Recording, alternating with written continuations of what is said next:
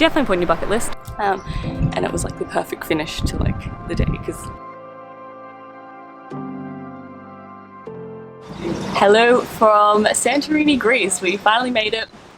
I've watched my previous video, you know that we had some dramas getting here, but we came to Santorini because my parents are here, and then we thought we'd make a trip of it and also drop in and see them since we've just moved to England.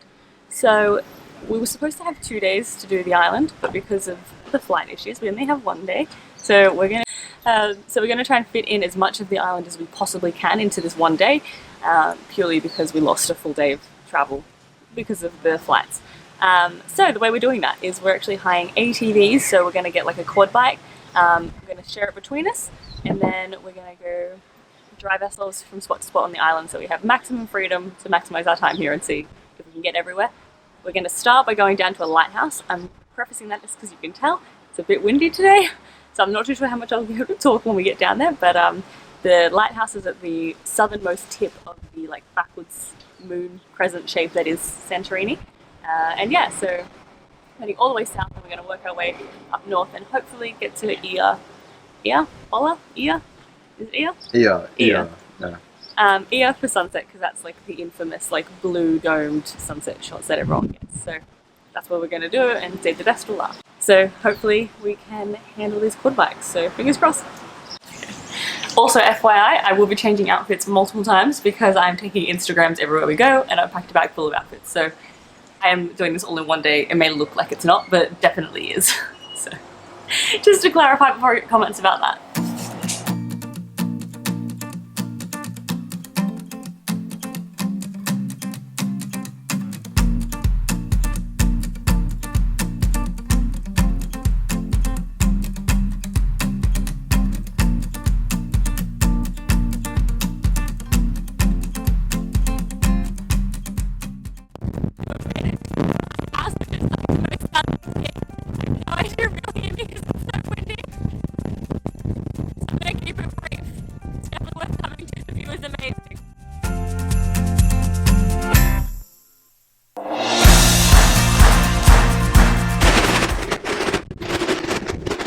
Stop number 2, we're gonna head to the red or black beach, whatever one's closest. You'll find out before we do. So this is our bag storage slash helmet storage. There you go. And it actually fits quite a lot of stuff. You can probably fit a bit camera, bag, that stuff. And then I sit behind him. So 2 people on one, so 30 euros a day. 30 euros a day, yeah. So that's 15 euros per person for a day for travel. I think that's probably average, just on the cheaper end of price, so you might pay a little bit more. It's one of the few with a website, so that's why we went with him. I will explain though, once you're in Thira, or basically any town, you won't walk more than like 100 meters without seeing an ATV rental place. Yeah. But only if you have websites. So yeah, so if you want can just show up and get one. You don't need to pre-book, but we did. You'll have no issues with showing up. Yeah.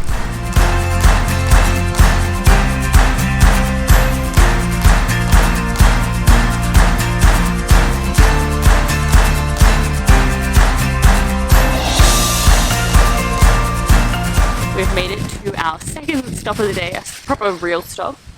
We have come to the red sand beach. So, like everywhere in Greece, it's quite windy, so we'll go into the beach. But the reason it's red is because it's actually volcanic. Santorini is basically islands that are broken off from an active volcano, and so they say sand, but it's really more like pebbles and ash and rock because it's Europe. It's a Europe beach. Yeah, it's pretty interesting that when it's dry it looks more brown, but when it's wet it goes like full on red. But then we're going to go there, and then Daniel will probably be the one to go in and tell you about the water because I'll probably just dip a toe. But we'll get Daniel's professional opinion on swimming in Greece. So we're working our way clockwise back up to Thira.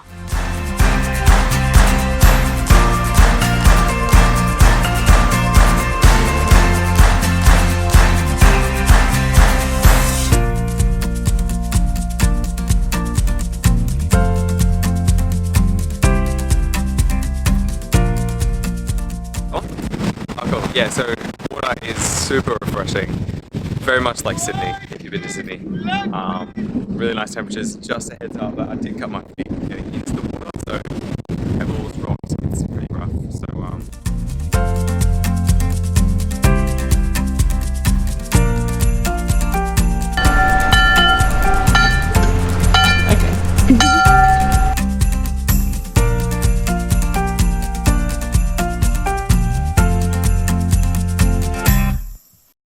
So we have come to our next stop, and it is the town of Emporia. yeah. So it's this little village, kind of still in the south part of the Santorini island. It's basically just known for being a really traditional, well-kept little village, and you can check out some really nice architecture.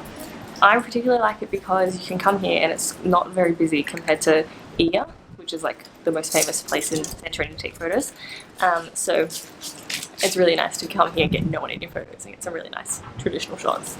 So yeah, it's just a nice little detour. We're going to see if we can find something to eat here, if not, on the way.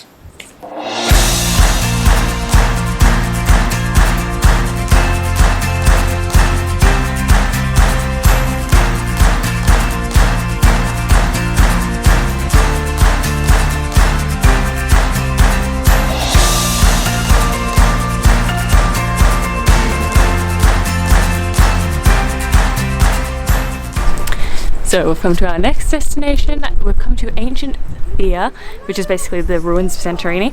It's on top of a mountain, which is why we're so high up. I'm doing my intro here because I suspect when I'm actually at the attraction, you won't be able to hear me because it's so windy. But hopefully I'll speak to you at the top. But it's been 4 years to get up, and it's like halfway up the Santorini island. So we're making our way up north.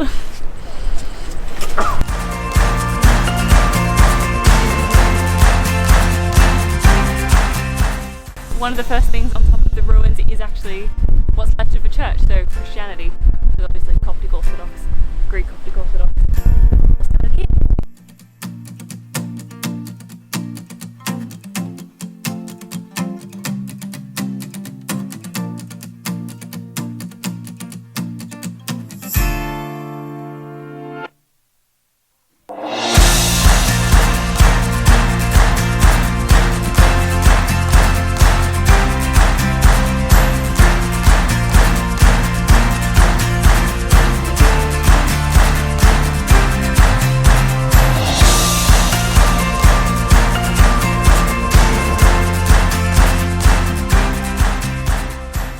So we've just made it back down. Oh my god, my lens is already dusty. That's how dusty it is here.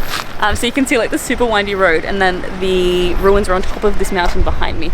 So I filmed a little bit, I tried to talk a bit. I don't know how much of that came out, we'll see in the editing, but it's definitely worth doing. I've never been to ruins on top of a mountain, so you have like this beautiful view, the colourful water, different colour blues of the water, and then obviously all these ruins that are pretty well intact, like, and they're from, I think, what would we say, 60 BC? Like, they're very old, and they still have like churches and gyms and like their villages, and so it's like Pompeii but on top of a mountain. So yeah, they had like houses, they had like their Marine Corps.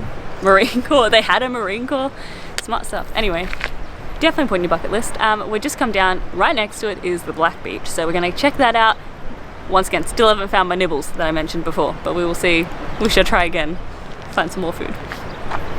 So we've made it to the Black Sand Beach, literally just across the road from the mountain. I can still see it. Black Sand Beach is much more built up than the Red Sand Beach and way easier to access, so if you can only do one, I'd choose the Black Sand. It's really interesting because we went to a Black Sand Beach in Iceland, but obviously it was freezing and raining, and now we're on one in like Greece and it's hot and sunny and like you want to go for a swim, so interesting how things parallel, but this is still very good. There's all beach beds that you can rent and little cool straw umbrellas everywhere. Very atmospheric, I would definitely think. The Red Sand one was great, but you had to like go for a bit of a rock climb to get there. Not necessarily what you want to be doing, but yeah, it's still very cool. Well, Black Sand Beach actually is split into north and south, but you can't get to them, you've got to go like around the world to get to each side. There's actually two, but across both the beaches, as you can see when you're on top of the ruins, it's like there's just beds on beds on beds. So it's cool. I'm glad we did come here because we almost skipped it. Yeah. Well.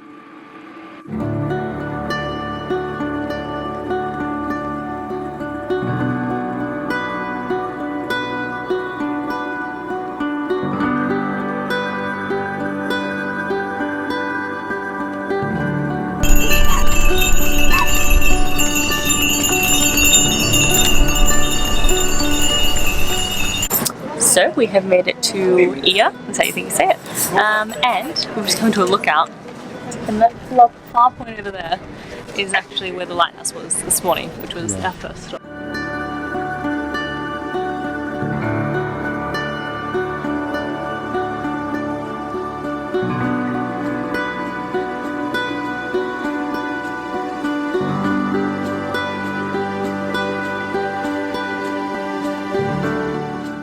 So we've come to a cafe in Thira and I'm trying out my first Greek coffee with a pretty amazing view. It's got like a different flavour. Yeah, it's strong. It's very strong.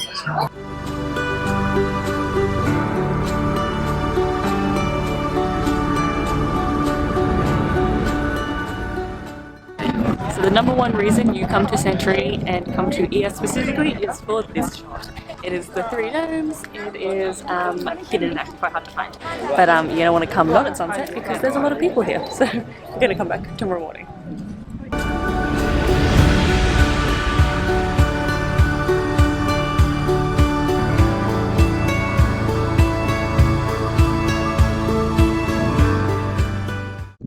So it is the next day. We came back in the morning and as you can see there are far less people. So we've been able to get some really cool shots of the iconic domes as you can see here and here. And we spent a lot of time here doing the sunset and just walking around. So I can tell you all the facts now that it's more of an appropriate time to talk to you. Essentially, Santorini is known for its white and blue domes, which is funny because it was one of the last islands to change to blue and white. It was originally brown and pink, so that's more of the traditional houses, and then because of all the other islands going to white and blue, they changed as well. So there you go. They weren't what they're known for, wasn't even what they were here first for. Yeah, and you can see here, like there's some still in the old brown and pink. Yeah. But yeah, islands like Mykonos, I think will be full blue and white, but we'll see. I thought this was pretty blue and white because this is our first island, so pretty good. And yeah, so to get to this spot, you pretty much have to go down an alleyway near a jeweler to get to like essentially one of these really expensive hotels, and then you can take your photos here. But there are so many weddings, and then even if you turn around, there's this beautiful panoramic of the all of the hotels there as well. So it's a nice place to stay if you can afford it. Place of Thira, apart from the domes and the view, it is lots of restaurants, very touristy, very built up. Definitely one of the more built up places than we did yesterday. Definitely worth a good stop. I'm glad we left it till last yesterday because we came and watched the sunset. And it was like the perfect finish to like the day because you're so tired after traveling the entire island that by the time you get to the end you're just so happy to like sit down and watch a sunset. The best place for the sunset viewing, we did it from the Thira castle. That gets very packed at that time because it's the perfect spot for the famous photo. So you have to turn up at least an hour before sunset to make sure you get a good spot for that.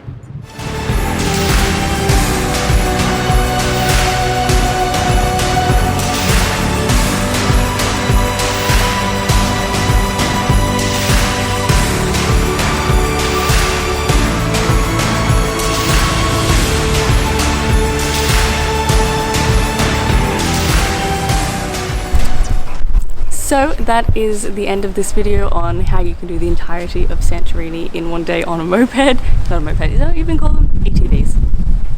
So hopefully this video helped you understand the geography of the island a bit. That was what I struggled with most when trying to plan this, was like between Thira and Thira and all the different locations. Now you can kind of see on a map where everything is and where you want to spend most of your time and the cheapest, most fun way to get around. Takeaways, don't wear your hair out. And you will get dusty from, it's a very dusty place, so just prepare for that. My hair may look okay, but it feels a bit like straw at the moment because I need to wash all of the dust out of it. Also make sure you have sunglasses because without sunglasses it's really hard to ride the ATVs. You saved money by getting the lower powered ATV, and by doing that you save money, and the speed limit is 50.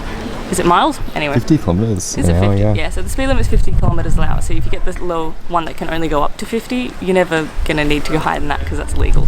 And you shouldn't be doing that. And they come with helmets as well, and they come with a little thing on the box, so on the back, so that's great.